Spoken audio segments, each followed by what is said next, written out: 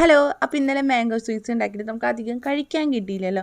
അപ്പോൾ അതിൻ്റെ പകരമായിട്ട് പാലടര അട വെച്ചിട്ടൊരു സ്വീറ്റ്സ് ഉണ്ടാക്കാമെന്ന് വിചാരിച്ചു. പക്ഷേ ചക്കിട്ടപ്പം പോലെ എത്തുമെന്ന് പറഞ്ഞൊരു അവസ്ഥയായിട്ടോ. വഴിയെ ഞാനത് പറയാം. ആദ്യം തന്നെ അടതേ കഴുകി നമ്മൾ വൃത്തിയാക്കിയതിന് ശേഷം കുക്കറിലിട്ട് വേവിച്ചെടുക്കണം. പിന്നെ പഞ്ചസാര കാരമലൈസ് ചെയ്തിലേക്ക് ഈ അട വേവിച്ചത് ചേർത്ത് നന്നായി മിക്സ് ചെയ്യുക. ആദ്യം തന്നെ വെള്ളമാണ് ഒഴിച്ചു കൊടുക്കുന്നത്. കാരണം പാല് നേരിട്ട് ഒഴിച്ച് കഴിഞ്ഞാൽ പിരിഞ്ഞു പോകട്ടോ.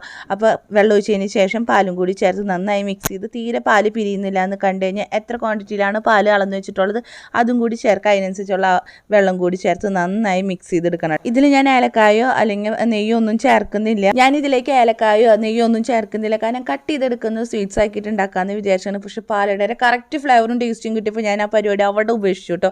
ഇതാണ് ഞാൻ പറഞ്ഞ ചക്കിട്ടപ്പം ഓയിൽ ചത്തു എന്നുള്ളത് കേട്ടോ. അപ്പോൾ കുറഞ്ഞ സമയം കൊണ്ട് അടിപൊളിയായിട്ട് പാലട ഉണ്ടാക്കാമെന്നുള്ള സംഭവം മനസ്സിലായിട്ടോ. ഒരു 5 പേർക്ക് എന്തായാലും ഈ ഒരു ക്വാണ്ടിറ്റിയിൽ കഴിക്കാൻ പറ്റും.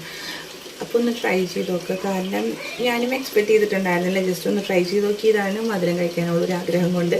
എന്തായാലും സംഭവം അടിപൊളിയായിട്ട് കിട്ടിയിട്ടുണ്ട്. കാച്ചു വന്നിട്ടുണ്ട് ടേസ്റ്റ് നോക്കാൻ. കാരണം പാലടയുടെ മണം അവന് കിട്ടിയെന്നാണ് പറഞ്ഞിട്ട് വന്ന് നിൽക്കുന്നത്. കാച്ചുവിൻ്റെ സർട്ടിഫിക്കറ്റ് കിട്ടിയിട്ടുണ്ട്. പാലട നന്നായിട്ടുണ്ടെന്ന് പറഞ്ഞിട്ട്. അപ്പോൾ നിങ്ങൾക്കും ഈ റെസിപ്പി ഇഷ്ടമായിരുന്നുണ്ടെങ്കിൽ ലൈക്ക് ചെയ്യാനും കമൻറ്റ് ചെയ്യാനും മറക്കരുത് കേട്ടോ. എന്തായാലും അപ്പോൾ അതേ ഈ റെസിപ്പി ട്രൈ ചെയ്യാനും മറക്കണ്ട. പിന്നത്തെ വിശേഷം ഇത്രയുള്ളൂ കേട്ടോ.